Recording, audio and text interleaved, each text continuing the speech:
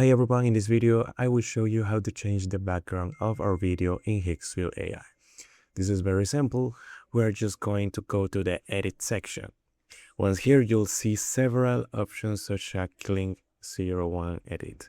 If we click here, as you can see, we'll need to select our model. In this case we're using Grok Imagine Edit because it's completely free. Next, we'll upload our video by selecting it from our files. After that, we just need to enter our prompt. For example, if we want to change the background to a more open space like a meadow or a grassy field, we just specify this in a prompt. Finally, we just need to select your desired resolution and click on generate. Once the process is complete, you will be able to see the final result. And that's how you change a video background.